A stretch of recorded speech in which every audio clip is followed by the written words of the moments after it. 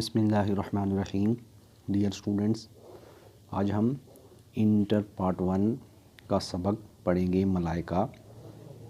ملائکہ سے کیا مراد ہے؟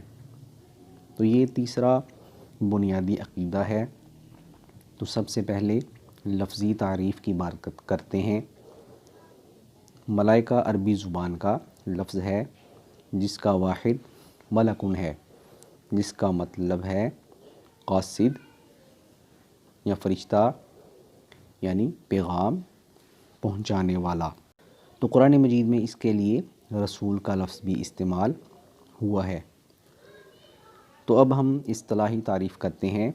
ملائکہ جس کا واحد ملکن ہے، یہ خالق اور مخلوق کے درمیان پیغام رسانی کا فرض ادا کرتے ہیں، یعنی اللہ تعالیٰ اور مخلوق کے درمیان پیغام پہنچاتے ہیں، اس لیے انہیں ملائکہ کہا جاتا ہے۔ اب ہم ملائکہ کا مفہوم سمجھ لیتے ہیں۔ در حقیقت یہ اللہ تعالیٰ کی نوری مخلوق ہیں، اور اللہ تعالیٰ نے جو ذمہ داریاں ان پر عائد کی ہیں، جو ذمہ داریاں انہیں سونپی ہوئی ہیں، وہی سر انجام دیتے ہیں، یعنی اپنے فرض کو احسن طریقے سے سر انجام دیتے ہیں۔ اب ہم اس حوالے سے ایک مشہور و معروف سوال پڑھتے ہیں جو اکثر بورڈ میں آتا ہے کہ مقرب یا مشہور فرشتوں کے نام لکھیں۔ تو یہ ایک ہی کویسچن ہے، مقرب یا مشہور فرشتے۔ تو یہ 4 بنیادی فرشتے ہیں، حضرت جبریل یا جبرائیل علیہ السلام، دونوں طرح اس کو پڑھ سکتے ہیں، لکھ سکتے ہیں۔ اس کے بعد حضرت میکائیل علیہ السلام، پھر حضرت اسرافیل علیہ السلام اور حضرت عزرائیل علیہ السلام۔ تو حضرت جبرائیل علیہ السلام اللہ تعالیٰ کا پیغام انبیاء علیہ السلام تک پہنچاتے تھے، یعنی وحی لاتے تھے۔ پھر اسی طرح حضرت میکائیل علیہ السلام، ان کی ذمہ داری یہ ہے کہ یہ تمام دنیاوی نظام چلاتے ہیں، یعنی ہوائیں چلانا، بارش برسانا، لوگوں میں رزق تقسیم کرنا، یہ ان کی ذمہ داری ہے۔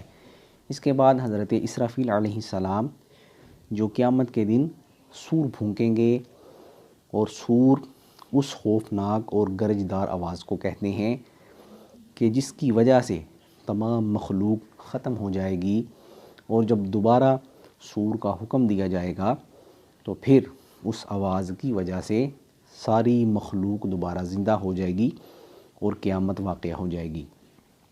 اس کے بعد حضرت عزرائیل علیہ السلام جو روح قبض کرتے ہیں، جو موت کے فرشتے ہیں، یعنی جان نکالنے والے فرشتے۔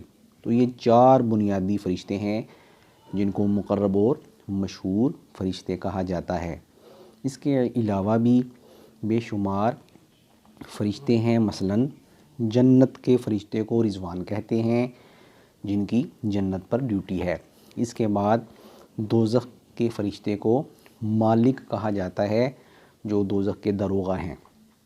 اسی طرح اللہ تعالیٰ کے اور بھی بے شمار فرشتے ہیں، مثلاً اللہ تعالیٰ قرآن مجید میں ارشاد فرماتے ہیں، آیت کا مفہوم یہ ہے کہ کچھ فرشتے وہ ہیں جنہوں نے اللہ تعالیٰ کے عرش کو اٹھایا ہوا ہے، جو اللہ تعالیٰ کی حمد و ثنا بیان کرتے رہتے ہیں، اور وہ اہل ایمان کی بخشش بھی مانگتے رہتے ہیں، ان کے لیے استغفار کرتے رہتے ہیں۔ اس کے علاوہ بھی اللہ تعالیٰ کے بے شمار فرشتے ہیں، مثلاً ہمارے نیک اور بد اعمال جو لکھتے ہیں، ان فرشتوں کو کرامن کاتبین کہا جاتا ہے۔ اللہ تعالیٰ فرماتے ہیں کرامن کاتبین یعلمون ما تفعلون، یعنی جو اعمال ہم کرتے ہیں کرامن کاتبین وہ لکھتے ہیں۔ اس کے بعد قبر میں سوال کرنے والے فرشتے جنہیں منکر اور نکیر کہا جاتا ہے، تو یہ فرشتے قبر میں سوال جواب کریں گے، من ربک ما دینک، ما کنت تقول فی حق ھذا الرجل، تو یہ سوالات جو ہوں گے، ان سوالات والے فرشتوں کو منکر نکیر کہا جاتا ہے۔ اس کے علاوہ بھی اللہ تعالیٰ کے بے شمار فرشتے ہیں، اور ان کی تعداد کتنی ہے یہ ہم اس حدیث سے سمجھ سکتے ہیں۔